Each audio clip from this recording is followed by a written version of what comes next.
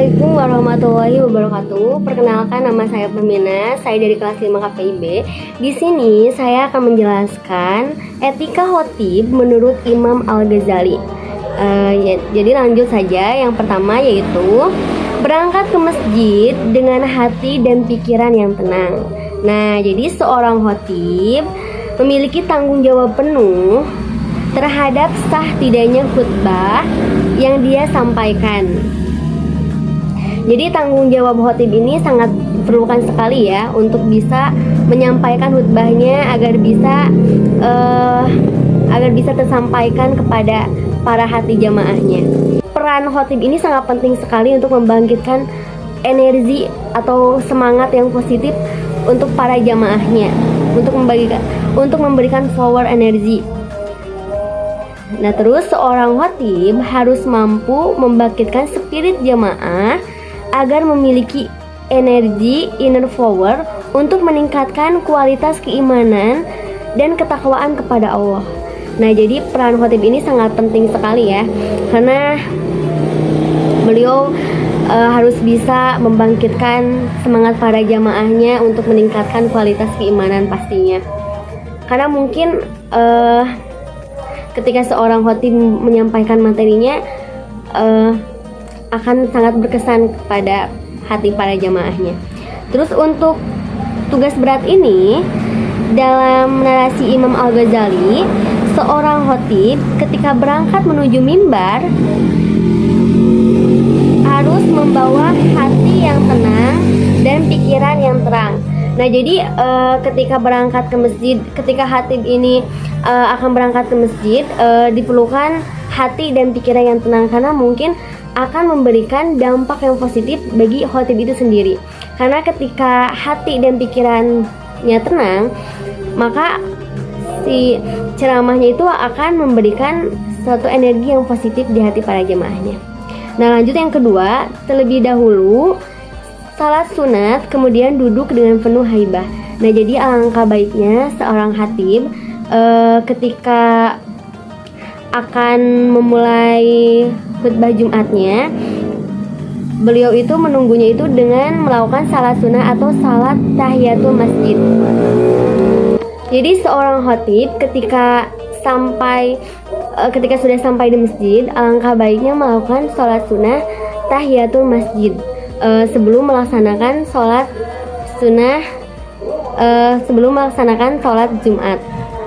Nah, lanjut, selesai salat sunat, duduklah dengan penuh hibah atau dengan penuh kewibawaan, dengan tidak melakukan hal-hal yang tidak berguna. Ya, mungkin tidak melakukan hal-hal yang tidak berguna itu seperti berbincang-bincang, karena itu akan menghilangkan kewibawaannya gitu. Nah, terus gunakan waktu menunggu dengan mereview materi yang akan disampaikan kepada jamaah dari awal hingga akhir. Jadi alangkah baiknya khotib itu mengevaluasi materi yang akan disampaikan sebelum melakukan ceramah.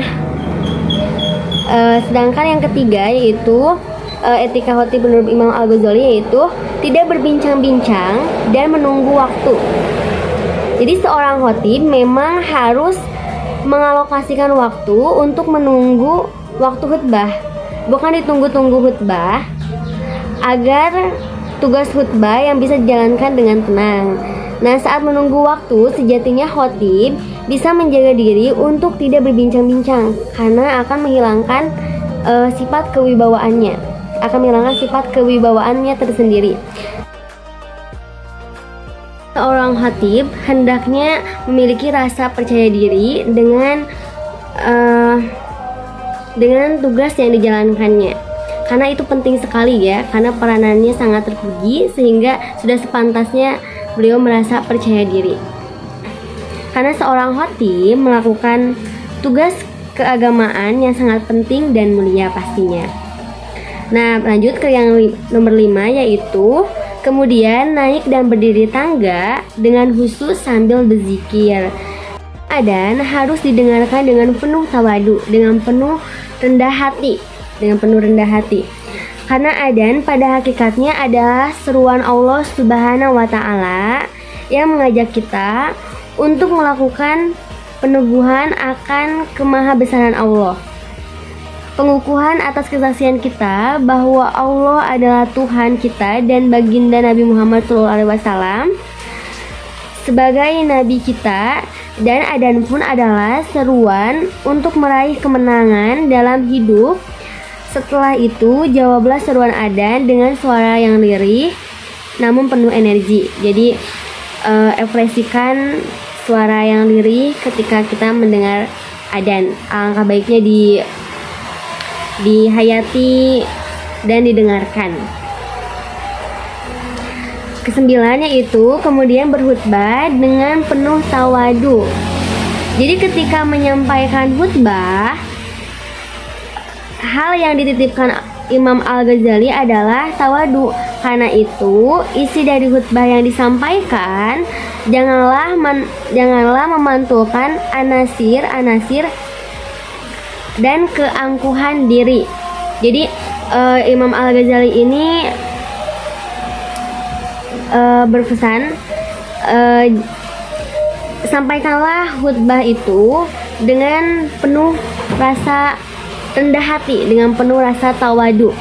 Nah, materi khutbah yang disampaikan janganlah berteriak-teriak dengan penuh kesombongan seperti menghakimi, merasa paling benar, menyalahkan atau menganggap bodoh orang lain.